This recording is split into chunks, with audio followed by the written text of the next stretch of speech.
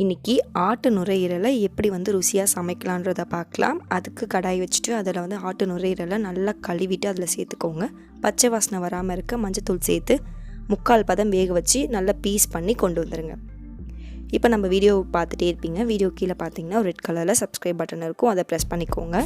பக்கத்தில் ஒரு bell icon இருக்கும், அதையும் மறக்காமல் ப்ரெஸ் பண்ணிவிட்டு ஆல் அப்படின்றத செலக்ட் பண்ணிக்கோங்க. அப்போ தான் அடுத்த வீடியோஸ் உங்களுக்கு தன்னாலே நோட்டிஃபிகேஷனாக வந்துடும். இப்போ ஈரல் தாளிக்க திரும்பவும் கடாயை வச்சுட்டு ஒரு 3 ஸ்பூன் அளவுக்கு எண்ணெய் விட்டுக்கோங்க. எண்ணெய் காஞ்சதும் 1 ஸ்பூன் அளவுக்கு சோம்பு சேர்த்துக்கோங்க. சோம்பு நல்லா படப்படன்னு வெடித்த பிறகு 1 ஸ்டார் பூ, ஒரு சின்ன துண்டு பட்டை, ஒரே ஒரு மராட்டி மொக்கு, 2 பட்டை இலை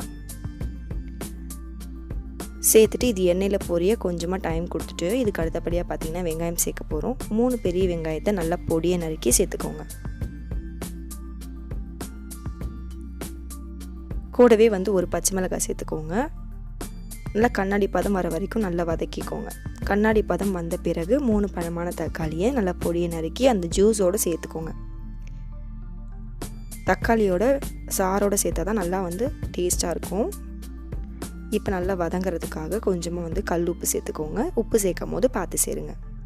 அப்புறம் சேர்த்திக்க மஞ்சத்தூள் சேர்த்துட்டு தக்காளி நல்லா பச்சை வாசனை போகி நல்லா பேஸ்ட் ஆகிற அளவுக்கு டைம் கொடுத்து வதக்கிக்கலாம். அடுத்து இஞ்சி பூண்டு விழுது 1 ஸ்பூன் அளவுக்கு சேர்த்துக்கோங்க. சேர்த்துட்டு பச்சை வாசனை போகிற அளவுக்கு நல்லா வதக்கி விட்டுருங்க.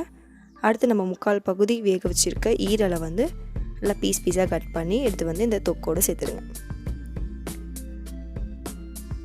ஏன் 3/4 பகுதி அளவுக்கு வேக வச்சோம்னா அப்போ தான் இந்த பேஸ்ட்டோடு சேர்ந்து வேக ஒரு 1/4 பகுதி இருக்கணும். அப்போ தான் அதுக்குள்ளே இந்த சாறு எல்லாம் இறங்கும், அதுக்காக தான். இப்போ மசாலா சேர்க்க போகிறோம். மசாலாவுக்கு பார்த்திங்கன்னா முதல்ல 1 ஸ்பூன் அளவுக்கு ரெட் சில்லி பவுடர் சேர்த்துக்கோங்க. அது கூட ஒரு 1/2 ஸ்பூன் அளவுக்கு கரம் மசாலா சேர்த்துக்கோங்க. அடுத்து ஒரு 3/4 ஸ்பூன் அளவுக்கு தனியாத்தூள் சேர்த்துட்டு நல்லா பரட்டி விடுங்க. ஈரல் வெந்த பிறகு பார்த்திங்கன்னா கருப்பு கலரில் ஆகிடும். இது நுரையீரல், ஆட்டோட ஈரல் இல்லை நுரையீரல். ஸோ இது முதல்ல சிவப்பு நிறத்தில் இருக்கும், நல்லா வெந்த பிறகு கரு நிறத்தில் மாறிடும். இப்போ கொஞ்சமாக தண்ணி விட்டு நல்லா தொக்கு பதம் வர அளவுக்கு டைம் கொடுத்து நல்லா வேக விட்டுருங்க. இந்த மாதிரி பண்ணிங்கன்னா உங்களுக்கு ஈரலுக்குள்ளே நல்லா சாறு இறங்கும். செஞ்ச உடனே சாப்பிட்றத விட காலையில் செஞ்சு நீங்கள் நைட்டு சூடு பண்ணி சாப்பிட்டிங்கன்னா ரொம்ப டேஸ்ட்டாக இருக்கும்.